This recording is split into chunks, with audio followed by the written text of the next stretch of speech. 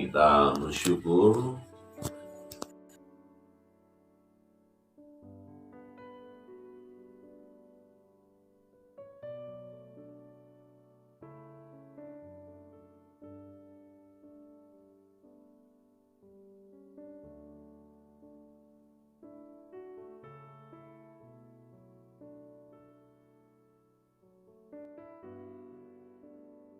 kita kepada Tuhan.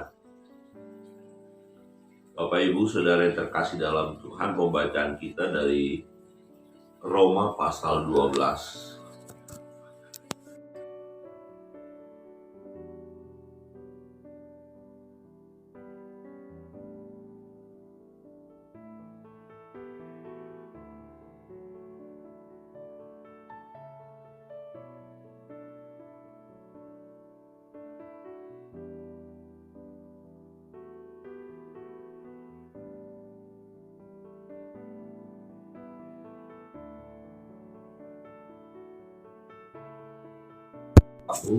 Supaya kamu mempersembahkan tubuhmu sebagai persembahan yang hidup, yang kudus, dan yang berkenan kepada Allah. Itu adalah ibadahmu yang sejati. Janganlah kamu menjadi serupa dengan dunia ini, tetapi berubahlah oleh pembaharuan budimu, sehingga kamu dapat membedakan manakah kehendak Allah, apa yang baik, yang berkenan kepada Allah, dan yang sempurna. Demikian jauh pembacaan firman Tuhan. Nasihat firman Tuhan kepada kita pagi hari ini secara khusus, supaya kita mempersembahkan seluruh kehidupan kita kepada Tuhan, ya, mempersembahkan hidup kita. Karena itu, saudara-saudara, demi kemurahan Allah, firman Tuhan katakan, demi kemurahan Allah, aku menasihatkan kamu supaya kamu mempersembahkan tubuhmu, ya, mempersembahkan tubuh kita, mempersembahkan hidup kita sebagai persembahan yang kudus, ya, persembahan yang hidup, yang kudus, dan yang berkenan kepada Allah. Dan itu adalah ibadahmu yang sejati. Jadi dalam seluruh aspek hidup kita, sesungguhnya adalah ibadah kita kepada Allah. Jadi apa yang kita pikirkan, apa yang kita katakan, apa yang kita buat, semuanya harus menuju kepada kemuliaan Tuhan. Ibadah kita. Jadi perkataan kita itu adalah ibadah kita, perbuatan kita ibadah kita. Artinya semua harus kita pertanggungjawabkan di hadapan Allah. Jadi hidup ini haruslah kita persembahkan kepada Tuhan. Hidup yang bagaimana dikatakan? Ya, tubuh yang bagaimana? Ya, dikatakan persembahan yang hidup, yang kudus, dan yang berkenan kepada Allah. Jadi seluruh aspek hidup kita haruslah berkenan kepada Allah. Itu adalah persembahan kita. Ya, mulai dari pikiran kita, ya, kemudian perkataan kita, ya, kemudian seluruh keberadaan kita harus persembahkan kepada Tuhan sebagai persembahan yang menyenangkan hati Tuhan. Nah, yang menjadi pertanyaan kita adalah apakah kita sudah lakukan semuanya, ya, sesuai dengan kebenaran firman Allah? Apakah kita sudah mempersembahkan hidup kita sebagai persembahan yang kudus, yang berkenan kepada Allah? Dan memang tidak mudah, ya, karena kedagingan kita itu masih menguasai kita, tapi kita harus menang atas itu. Nah, oleh karena itu, nasihatnya yang berikut adalah supaya kita bisa persembahkan hidup yang benar itu kepada Tuhan. Di ayat 2 dikatakan, janganlah kamu menjadi serupa dengan dunia. Jadi jangan ikuti pola dunia. Jangan menjadi orang duniawi, ya. Jangan kepuasan secara dunia kita ikuti, kita lampiaskan, ya, kita ikuti terus cara-cara dunia. Nah, ini tidak mudah karena dunia dengan segala, ya, atributnya juga bergerak, ya, menggoda. Ya, kalau kita lihat keadaan dunia, ya, wah, godaan-godaannya semakin luar biasa. Goda-goda dunia, sistem dunia, itu sepertinya kalau kita lihat menyeret kita untuk menjauh daripada Tuhan.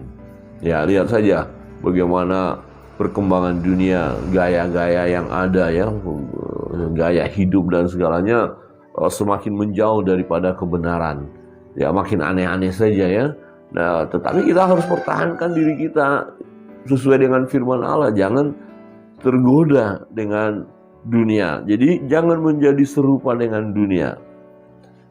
Justru kita memang harus keluar dari gaya dunia itu. Ya, jangan justru kita masuk dengan pengaruh dunia. Nah, banyak orang jatuh karena memang pengaruh dunia. Nah, supaya kita bisa mempersembahkan hidup kita, ya yang kudus, yang berkenan kepada Allah, jangan menjadi orang duniawi. Orang dunia itu gimana sih? Ya, semuanya dipikirkan hanya duniawi saja, hanya jasmani saja. Hal rohani tidak terlalu penting ya. Nah, hidup pesta pora, foya-foya, melakukan kejahatan, ya gaya dunia, nah sistem dunia. Nah, kita harus berjuang jangan masuk terjebak masuk kepada sistem itu. Nah, yang kedua apa? Tetapi berubahlah oleh pembaharuan budimu. Ya, jadi pembaharuan budi. Ya, pikiran, hati dibaharui oleh Tuhan. Ya, jadi kehendak kita pun harus mengalami pembaharuan. Nah, pembaharuannya adalah kita harus dapat membedakan mana kehendak Allah, apa yang baik, apa yang berkenan kepada Allah dan yang sempurna. Jadi kalau kita mau lakukan sesuatu, ini sesuai dengan kehendak Allah apa enggak? Sesuai dengan firman apa enggak? Ya, kalau saya hidup seperti ini, apakah sesuai dengan firman apa enggak? Oh, misalnya mau hidup bebas. Wah, hidup bebas yang bagaimana? Ya, jadi hati-hati. Wah, ini kayaknya enggak sesuai dengan firman deh. Oh, jangan lakukan. Nah, jadi dengan kita datang kepada Tuhan, merenungkan firman Allah, mengetahui kebenaran, akhirnya kita pun terkendali dalam hidup kita. Ya. Sehingga kamu dapat membedakan manakah kehendak Allah, apa yang baik, yang berkenan kepada Allah, dan yang sempurna. Nah, harus ada pembaharuan budi. Maka orang yang kalau nggak bertobat sih nggak mau tahu ya. Ya, orang-orang nggak bertobat ini apakah sesuai kehendak Allah apa nggak, halalkan aja semua. Yang haram pun dihalalkan saja, nggak ada masalah. Ya, karena memang tidak ada pembaharuan budi. Pikirannya masih dibutakan oleh ilah zaman. Ya, oleh tindakan-tindakan yang tidak benar, nggak masalah bagi dia karena pikirannya, hatinya belum dibaharui. Nah, terus bagaimana supaya pikiran, akal budi ini dibaharui? Ya, datang kepada Tuhan. Ya, datang kepada Tuhan, percaya kepada Yesus, membaca kitab suci, merenungkannya. Ya, jadi dengan kita datang kepada kebenaran, kita nikmati kebenaran itu masuk dalam hidup kita, maka ketidakbenaran yang ada dalam hidup kita tadi akan menyingkir. Itu pasti. Ya, ketika kita menerima kebenaran dan mau melakukan kebenaran itu, ketidakbenaran itu menyingkir. Ya, kita ngerti artinya, oh ini benar apa tidak ini yang mau saya lakukan. Nah, misalnya dulu kita suka mencuri. Ya, tetapi kemudian kita dapat kebenaran, mencuri nggak boleh. Oh, aku mau menerima kebenaran. Nah, ini kebiasaan mencuri hilang. Oh, saya mau gosip, fitnah, bikin cerita palsu. Nah, ketika kita tahu kebenaran, ya kalau kamu mau katakan iya, katakan iya, tidak katakan tidak, selebihnya dari iblis. Wah, bahaya dong kalau saya buat cerita-cerita palsu. Nah, saya berdosa. Akhirnya saya tidak mau lagi buat gosip, buat hoax. Ya, gosip tidak mau lagi. Nah, kira-kira begitu. Jadi kebenaran itu ketika kita nikmati, kita terima, ketidakbenaran akan menyingkir. Ketidakbenaran akan menyingkir, itu pasti itu. Karena ada kesadaran di dalam diri kita. Ya, dikatakan di sini, kamu dapat membedakan manakah kehendak Allah, apa yang baik, yang berkenan kepada Allah dan yang sempurna. Jadi akhirnya kita dituntun oleh kebenaran firman, dituntun oleh ya Allah sendiri, karena kita bergaul karib dengan Allah, bergaul karib dengan firman itu. Terjadilah pembaharuan akal budi kita. Jadi kalau akal budi kita dibaharui, ya akan terlihat jelas dari perkataan kita, perbuatan kita, pikiran kita. Nah, inilah menjadi persembahan kita di hadapan Allah. Persembahan yang hidup, yang kudus, yang berkenan kepada Allah.